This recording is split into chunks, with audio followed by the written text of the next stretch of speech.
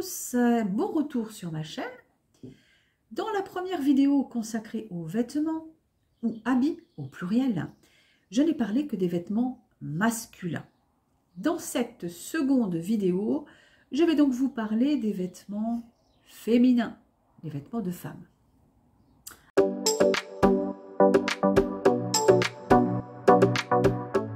Alors, une femme peut revêtir une robe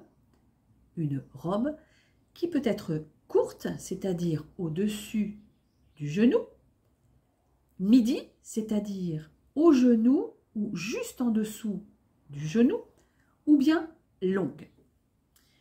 Bien sûr, pour une soirée chic, elle peut porter une robe de cocktail ou une robe de soirée.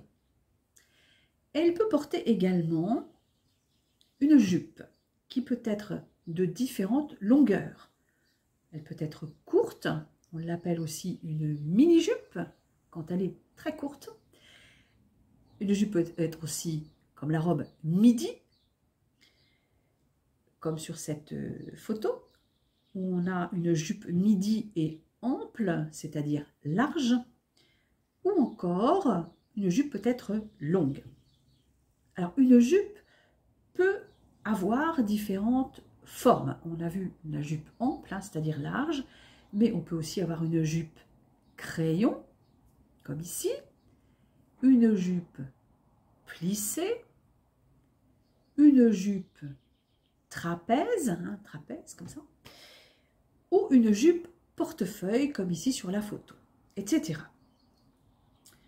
Un tailleur est composé d'une veste et d'une jupe, ou d'une veste et d'un pantalon.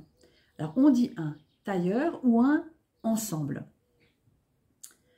Une femme peut aussi porter un t-shirt à manches courtes ou longues, ou encore un polo, tout comme les hommes, ou encore un débardeur. Alors un débardeur est un haut sans manches près du corps. C'est un petit peu l'équivalent du marcel chez les femmes. Ou bien une femme peut porter un top. Alors vous entendrez ou vous verrez aussi ce mot. Un top est un dérivé du débardeur avec des emmanchures plus larges et il est aussi un peu plus ample. Une femme peut également mettre un cache-cœur, c'est-à-dire un top croisé sur le devant, comme sur la photo. Un chemisier, c'est la version féminine de la chemise des hommes, ou encore une tunique, qui est un haut assez long et ample en général. Et en fait, la tunique peut désigner toutes les versions des hauts que l'on vient de voir, mais avec plus de tissu. Elle peut comporter quelques boutons en haut ou pas de boutons du tout. Les femmes peuvent aussi avoir un gilet ou un cardigan dans les nages. Ensuite, comme les hommes, eh bien, elles peuvent porter un pantalon de différentes formes, mais je ne vais pas m'étaler sur ce sujet, un jean, un pantacourt, et ici, vous voyez un corsaire, qui est en fait un pantacourt, mais plus serré au niveau des mollets. Elles peuvent aussi mettre un short, un bermuda, comme les hommes, et bien sûr un sweat, ou un sweat comme vous voulez, un sweatshirt, une veste, ou bien un pull polaire, ou encore un blouson. Une femme, bien sûr, peut aussi porter une veste, mais la coupe est un peu différente par rapport aux hommes. Alors, elle tombe généralement entre le milieu et le bas de la fesse. Et la veste, historiquement, notamment pour les femmes comme pour les hommes, se porte avec un pantalon assorti, même si ce n'est plus forcément le cas aujourd'hui. Et les boutons d'une veste sont de la même couleur que le tissu de la veste. C'est-à-dire si vous avez une veste noire, eh bien les boutons seront noirs. Alors qu'un blazer est historiquement un peu plus court que la veste et plus ample.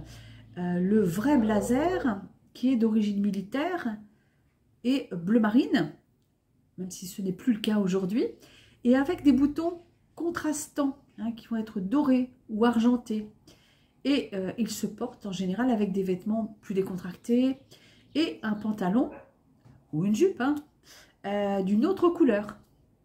Et initialement, le blazer était porté par les hommes et de nos jours, il est porté bien sûr également par les femmes. Alors, une femme, mais aussi l'hiver, une doudoune ou une parka ou un manteau ou s'il pleut, un trench. Voyons les tenues de sport féminines. Bien sûr, une femme peut porter un jogging ou un survêtement, hein, mais souvent, c'est un legging avec un t-shirt ou une brassière. Et pour nager, eh bien, un maillot de bain, une pièce comme ici, ou 2 pièces, qu'on appelle aussi un bikini. Passons maintenant aux sous-vêtements féminins. Alors, nous avons ici un soutien-gorge, une culotte ou slip, un shorty et ici un string. Alors, une femme peut aussi porter un caraco, comme sur cette photo, ou un body. Et pour dormir, elle porte un pyjama ou un pyjama short, comme les hommes, mais elle peut aussi porter une chemise de nuit qui va être courte au-dessus du genou ou longue, hein, mais ça se fait plus trop, hein, les chemises longues, c'est plutôt pour les grands-mères. Ou encore une nuisette, hein, qui est la version un peu plus sexy, hein, de la chemise de nuit. Alors, nous trouvons également des chaussettes, des sockets, mais aussi donc, des mi-bas. Vous avez ici les 3 sortes, hein, sur cette photo, des mi-bas, des bas. Alors, des bas qui peuvent être portés avec un porte-jartel. Bon, c'est pas très pratique, hein. Ça se porte pas tous les jours, hein. Et ce qu'on voit le plus souvent, bien sûr, ce sont les collants. Alors, nous venons de voir de nombreux vêtements, mais je dois aussi vous parler de la matière de ces vêtements. Parmi les plus courants, nous avons le coton, comme pour un t-shirt par exemple, la laine pour un pull, le lin pour une chemise légère l'été, la soie pour une jolie robe par exemple, ou encore le cuir pour un blouson, ou une veste ou un pantalon d'ailleurs. Ensuite, les vêtements peuvent être unis, c'est-à-dire d'une seule couleur, une couleur vive ou une couleur claire, ou bien sombre. C'est une couleur sombre, c'est une couleur foncée. Et dans les couleurs claires, vous avez aussi ce qu'on appelle les couleurs pastel. On peut dire le mot couleur ou le mot nuance. Nuance est un synonyme de couleur. Alors les vêtements, lorsqu'ils ne sont pas unis, peuvent être avec des motifs. Alors les motifs, ça peut être des carreaux, des rayures, des pois, des fleurs, etc. Et puis, il y a différentes coupes de vêtements, c'est-à-dire différentes formes. Pour les hauts, comme les t-shirts, les chemises, etc., ils peuvent être moulants. J'ai utilisé ce mot plusieurs fois. Alors, moulant, ça veut dire près du corps.